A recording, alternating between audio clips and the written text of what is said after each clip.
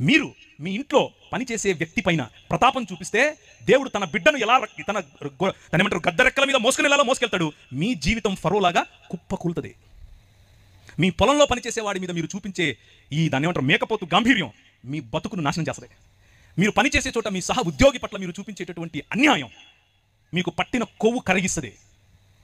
మీ సహ దైవ దాసుల పట్ల మీకు లేని గౌరవం, మీ సంఘంలో మీరు దేవుడు మిమ్మల్ని నాయకులుగా చేశాడు కనుక పాస్టర్లుగా చేశాడు ఏమనుకోకుండా నెక్స్ట్ టైం పిలవకపోయిన పనుల చెప్పేదే మీరు పాస్టర్లు అయినంత మాత్రాన సమాజంలో ఉన్న వారిని, సంఘంలోకి వచ్చే వారిని, వారి మీద అజమాయిషీ చేస్తే ఫరోకు పట్టిన గతే.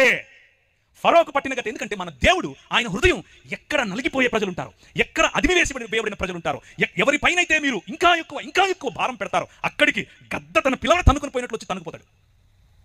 మన మూతి పళ్ళు రాలుతాయి, మన కొమ్ములు ఇరుస్తాయి. 10 రకాలైన దేవీ దేవతలను చూసుకుని నువ్వు ఎచ్చుకుపోతున్నావు కదా, నీ ఎచ్చులు ఎలా ఇంచాలో నాకు తెలుసు అని చెప్పి 10 రకాలైనటువంటి తెగుళ్ల ద్వారా వాడి నోరు మూసాడు. రాజ్య నిర్మాణం రా బయటికి అని అన్నాడు. ఎడారి గుండా తీసుకెళ్లి నీ సముద్రాన్ని దాటించి 40 సంవత్సరాలు వారి కొవ్వు వారి మదం ఇరిచి అణిచి ఒక రాజ్యం కట్టాడు. నేనే నీకు కింగ్ అని చెబితే వాళ్ళు అన్నారు, వద్దులయ్యా మాకు నువ్వు కనపడటం లేదు కానీ మాకు ఇంకొక రాజు కావాలి, నువ్వు కనపడతలేవు అన్నారు. ఏంటి మీకు ఇంకో రాజు కావాలా? అదే ఇక్కడ చెప్తున్నాడు యేసు ప్రభు ఈ ఉపమానంలో. కాగా అతడు ఇదిగో నా విందు సిద్ధపరిచి నా ఎద్దులను క్రొవ్విన పశువులను వధింపబడినవి అంతయు సిద్ధముగా ఉన్నది, పెండ్లి విందుకు రండని పిలిచాడు. ఎవరు పిలిచాడు? మొదట ఇశ్రాయేలును. అయితే వారితో చెప్పడని వేరే దాసులను పంపిన కానీ వారు లక్ష్యం చేయక ఒకడు తన పొలమునకు మరి ఒకడు తన వర్తకమునకు ఎవడి పట్ల వాడు దేవుడిని తిరస్కరించి వారి పనులకు వెళ్ళిపోయారు.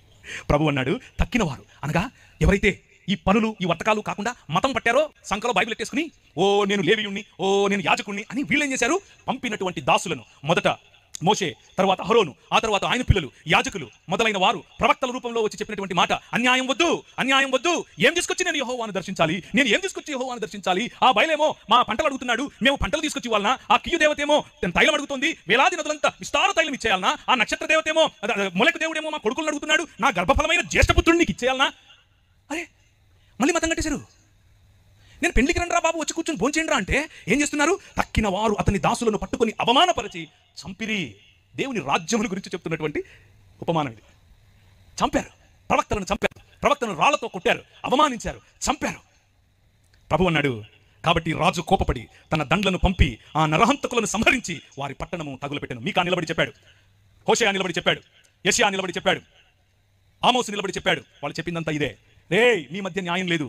నేనేమడిగాను? 3 అడిగాను. మనుష్యుడా, ఏది ఉత్తమమో నీకు చెప్పలేదా? నేను నీకు ముందే చెప్పాను కదా, న్యాయమును జరిగించుటయు కనికరమును ప్రేమించుటయు, చెప్పండి, దీన మనసు కలిగి యెహోవా ఎదుట ప్రవర్తించు. ఇంతే కదా, నువ్వు మనిషివి కాబాబు అంటున్నా నేను, అంతే.